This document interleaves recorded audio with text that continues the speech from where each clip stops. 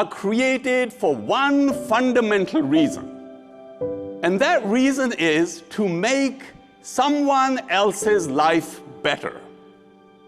This is actually for those of us that study human psychology and human chemistry, which is not us because we don't. Technical people don't study that. But the beauty about all of you is, the beauty is that you make life better for all of humanity on a daily basis. That's what your work is. With your retrofit work, you preserve the past. With your new designs, you create the future. And you design things so that they stand. I mean, from a structural engineer's perspective, you're in the business of saving lives. If those structures, if you were not involved in making sure that those things were designed correctly, they would be toppling over. I mean, bridges would collapse, buildings would fall down. There would be utter chaos because food would never get delivered and people would be eating each other. I mean, it's true. There would be no peace. Your contributions to peace are taken for granted, unrecognized. How come none of us are even in the running for a Nobel Peace Prize? And there's reasons for that. There's reasons for that. And it's our fault.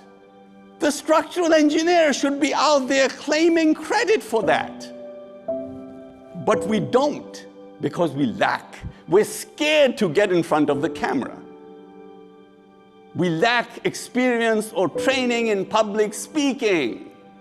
It's ruining our profession. It's ruining all of us. How many of you have heard of Ray Clough? Okay, zero.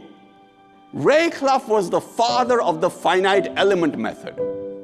You know what that means? That is the method that is fundamentally used in the design of the airplane that you flew in on. It's used in the design of the automobiles that you drove here. It's used in the design of the lunar capsule that took the man to the moon and brought him back. It's used in artificial limbs, dentures. And it's used in the design of the grooves of a potato chip for maximum crunch. Okay. But you don't even know who he is. Why? And last year he died. The whole universe should have come to a screeching halt, and it didn't. Whose fault is that? It's our fault. We get together in groups like this, tell each other how incredible we are, pat each other on the back, and we go home. Outside, nobody knows the incredible work that you guys are doing. When you get out there and you speak about what you believe in with passion, you convert people. Public speaking, we all need to learn that. You know, there's this guy, Simon Sinek, who actually talks about this concept of belief. And it's an amazing concept. You know, it's so important to have beliefs. I mean, do you really believe that our work is a gift to humanity? I mean, do you really believe that? And if you do believe that, you know, the thing about beliefs is that when you believe something and you go out and talk about your beliefs, you attract other people that have the same beliefs you have. And also the beauty about it is that when you have beliefs and you go out there and talk about your beliefs with passion, what you find that people that didn't believe what you believed start believing what you believe. There's a study that was conducted by the Carnegie Institute of Technology. You know what it says? It says only 15% of your financial success is dependent on your technical knowledge. 15% only. 85%, the balance, is dependent on what they call human engineering, which includes human psychology, interacting with people, having the power to lead and inspire, public speaking, having a sense of belief in what you do. So the basic thing is, if today we didn't learn anything more about our technical things that we do, and we focused just on the human engineering aspect, according to that study, our income would go up 700%.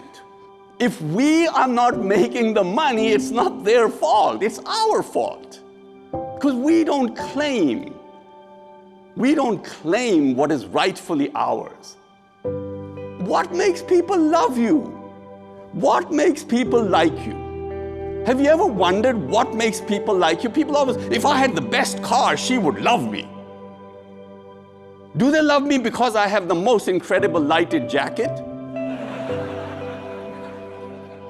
I love you. Or I have the most incredible hat? No! People love you for only one fundamental reason.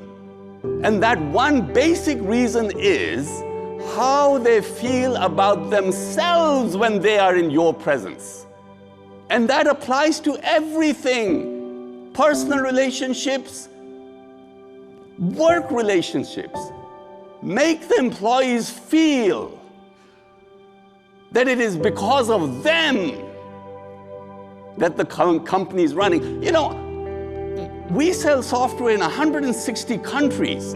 Every major structure, whether it's the Petronas Tower in Malaysia, or whether it's the Freedom Tower in New York, or whether it's the New Bay Bridge in San Francisco, all across China, the bird's nest, that's all done with our software. Now, I would be happy to stand up and say, hey man, what an incredible guy am I, that I did all this stuff.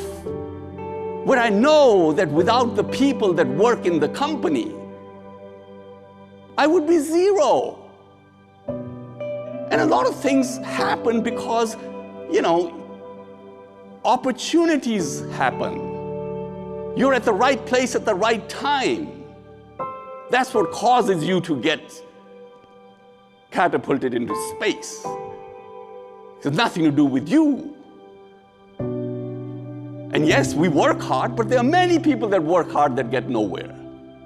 I mean, this is something that we should think about.